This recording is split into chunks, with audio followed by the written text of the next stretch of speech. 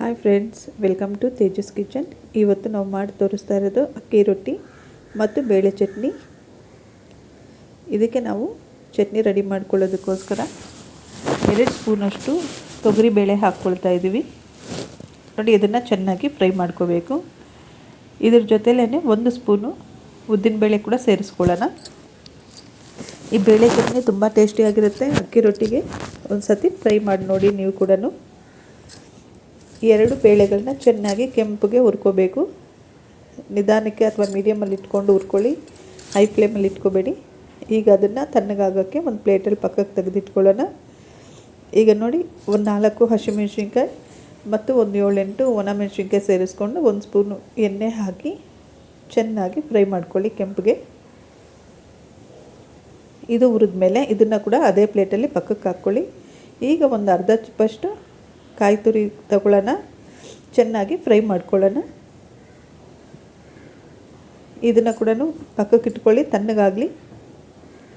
ಈಗ ಇದ್ರ ಜೊತೆನೇ ಇವಾಗೆಲ್ಲ ಬಿಸಿ ಇದಾವಲ್ಲ, ಇದರಲ್ಲೇ ಸ್ವಲ್ಪ ಹುಣಸೆಹಣ್ಣು ತಗೊಳ್ಳೋಣ, ಒಂಚೂರು ಬೆಳ್ಳುಳ್ಳಿ, ಸ್ವಲ್ಪ ಕೊತ್ತಂಬರಿ ಸೊಪ್ಪು, ಸ್ವಲ್ಪ ಪುದೀನ ಸೊಪ್ಪು, ಇಷ್ಟನ್ನು ಹಾಕಿ ತಣ್ಣಗೆ ಮಾಡೋಣ. ಇವೆಲ್ಲ ತಣ್ಣಗೆ ಆದಮೇಲೆ ಒಂದು ಮಿಕ್ಸಿ ಜಾರ್ಗೆ ಹಾಕ್ಕೊಂಡು ರುಚಿಗೆ ತಕ್ಕಷ್ಟು ಉಪ್ಪು ಸೇರಿಸ್ಕೊಂಡು ಸ್ವಲ್ಪ ನೀರು ಹಾಕಿ ಚಟ್ನಿ ರೆಡಿ ಮಾಡ್ಕೊಳ್ಳಿ. ಈ ಬೇಳೆ ಚಟ್ನಿ ತುಂಬ ಚೆನ್ನಾಗಿರುತ್ತೆ. ಯಾವುದೇ ಹೋಟೆಲ್ಗಳಲ್ಲೂ ನಿಮಗೆ ಸಿಗೋದಿಲ್ಲ ಈ ಥರ ಬೇಳೆ ಚಟ್ನಿ ಮತ್ತು ಅಕ್ಕಿ ರೊಟ್ಟಿ ಕೂಡ ತುಂಬ ಸಿಂಪಲ್ಲಾಗಿ ಮಾಡ್ಕೋಬಹುದು. ನೋಡಿ, ಚೆನ್ನಾಗಿ ಮಿಕ್ಸಿ ಪೂರ್ತಿ ನುಣ್ಣಗೆ ಮಿಕ್ಸಿ ಮಾಡೋ ಅವಶ್ಯಕತೆ ಇಲ್ಲ, ಪೇಸ್ಟ್ ಥರ. ಈಗ ಅಕ್ಕಿ ರೊಟ್ಟಿ ಮಾಡೋದಕ್ಕೆ ಇಲ್ಲಿ ನಾನು ಅಕ್ಕಿ ಹಸಿಟ್ಟು ತಗೊಂಡಿದ್ದೀನಿ. ಇದಕ್ಕೇನು ಅಳತೆ ಏನೂ ಇಲ್ಲ.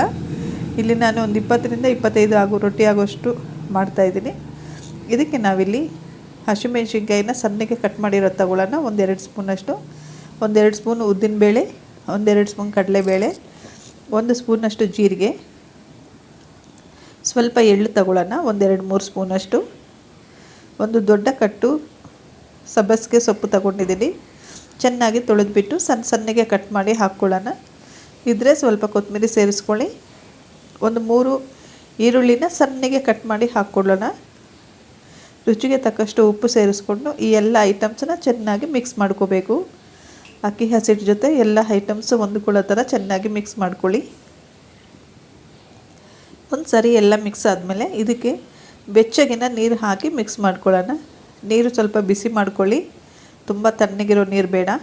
ಸ್ವಲ್ಪ ಬಿಸಿ ನೀರನ್ನು ಹಾಕ್ಕೊಂಡು ಚೆನ್ನಾಗಿ ಮಿಕ್ಸ್ ಮಾಡ್ಕೋಬೇಕು. ಸ್ವಲ್ಪನೇ ನೀರು ಸೇರಿಸ್ಕೊಳ್ತಾ ನೀಟಾಗಿ ಮಿಕ್ಸ್ ಮಾಡ್ಕೊಳ್ಳಿ. ತುಂಬ ಸಾಫ್ಟಾಗಿ ಬರುತ್ತೆ ರೊಟ್ಟಿ, ತುಂಬ ಗಟ್ಟಿಗೆ ಹಾರ್ಡಾಗಿ ಇರೋದಿಲ್ಲ. ಈ ಥರ ಸ್ವಲ್ಪ ಬೆಚ್ಚಗಿನ ನೀರು ಸೇರಿಸ್ಕೊಂಡು ಮಿಕ್ಸ್ ಮಾಡಿಕೊಂಡ್ರೆ, ಇದರಲ್ಲಿ ಯಾವುದೇ ರೀತಿ ಸೋಡಾ ಹಾಕಿಲ್ಲ ನಾವು. ನೋಡಿ, ಹಸಿಟ್ಟು ಎಲ್ಲನೂ ಪೂರ್ತಿಯಾಗಿ ಮಿಕ್ಸ್ ಆಗಿದೆ. ಈಗ ಒಂದು ಬೌಲ್ ನೀರು ತಗೊಂಡು ಒಂದು ಬಿಳಿ ಬಟ್ಟೆನ ಬೌಲಲ್ಲಿ ನೆನೆಸಿಟ್ಕೊಳ್ಳಿ. ಈಗ ಹೆಂಚು ಮೇಲೆ ಡೈರೆಕ್ಟಾಗಿ ಫಸ್ಟು ರೊಟ್ಟಿ ತಟ್ಕೊಳ್ಳೋಣ. ಹೆಂಚು ನೋಡಿ, ಇವಾಗಿನ್ನ ಬಿಸಿಗಿಟ್ಟಿಲ್ಲ ನಾವು, ತಣ್ಣಗಿದೆ ಹೆಂಚು. ಇದ್ರ ಮೇಲೆ 1 ಸ್ಪೂನಷ್ಟು ಎಣ್ಣೆ ಹಾಕಿ ಚೆನ್ನಾಗಿ ಸವರ್ಕೊಳ್ಳಿ. ಒಂದು ಉಂಡೆ ಹಸಿಟ್ಟು ತಗೊಂಡು ನೀಟಾಗಿ ಇದ್ರ ಮೇಲೆ ತಟ್ಕೊಳ್ಳೋಣ. ನಿಮ್ಗೆ ಎಷ್ಟು ದೊಡ್ಡದು ಬೇಕೋ ಅಷ್ಟು ದೊಡ್ಡದು ತಟ್ಕೊಬೋದು. ಮಧ್ಯದಲ್ಲಿ ಕೈಗೆ ತೇವ ಮಾಡಿಕೊಂಡು ತಟ್ಕೊಳ್ಳಿ. ಆಗ ರೊಟ್ಟಿ ನಿಮಗೆ ಕೈಗೆ ಮೆತ್ಕೊಳ್ಳೋದಿಲ್ಲ, ನೀಟಾಗಿ ಸ್ಪ್ರೆಡ್ ಆಗುತ್ತೆ. ನೋಡಿ, ಚೆನ್ನಾಗಿ ಈ ರೀತಿ ತಟ್ಕೊಂಡ್ಮೇಲೆ ಸ್ಟವ್ ಆನ್ ಮಾಡಿ ಸ್ಟವ್ ಮೇಲೆ ಇಟ್ಕೊಳ್ಳಿ. 1 ಸ್ಪೂನ್ ಎಣ್ಣೆ ಹಾಕಿಬಿಟ್ಟು ಮುಚ್ಚಳ ಹಾಕಿ 2 ಸೈಡು ಕೆಂಪಗೆ ಬೇಯಿಸ್ಕೋಬೇಕು.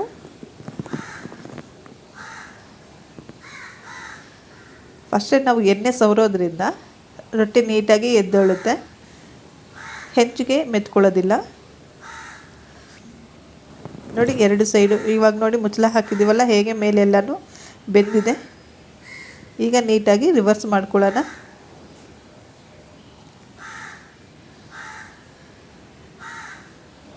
ನೋಡಿ, ಚೆನ್ನಾಗಿ ನೀಟಾಗಿ ಎದ್ದೊಳುತ್ತೆ ಸ್ವಲ್ಪ ಎಣ್ಣೆ ಸವರೋದ್ರಿಂದ. ಈಗ 2 ಸೈಡು ತಿರುಗಿಸಿ ಚೆನ್ನಾಗಿ ಕೆಂಪಗೆ ಬೇಯಿಸ್ಕೊಳ್ಳೋಣ ರೊಟ್ಟಿನ. ಈಗ ಇದು ರೊಟ್ಟಿ ರೆಡಿ ಆಗಿದೆ. ಇದನ್ನು ಒಂದು ಪ್ಲೇಟಿಗೆ ತಗೊಳ್ಳೋಣ. 2 ಸೈಡು ಎಣ್ಣೆ ಹಚ್ಕೋಬೇಕು ಸ್ವಲ್ಪ.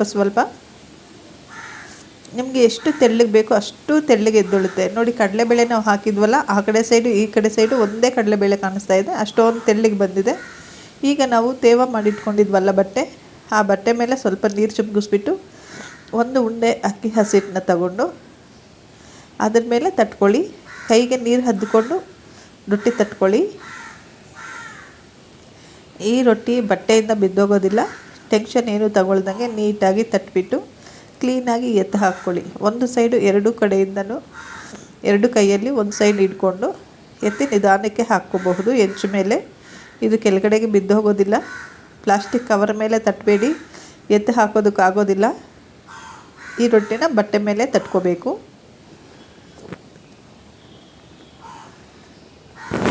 ನೋಡಿ ಈಗ ನೀಟಾಗಿ ರೊಟ್ಟಿ ತಟ್ಟಿದ್ದೀವಲ್ಲ, ಇವಾಗ ಎತ್ತೋದನ್ನು ನೋಡೋಣ.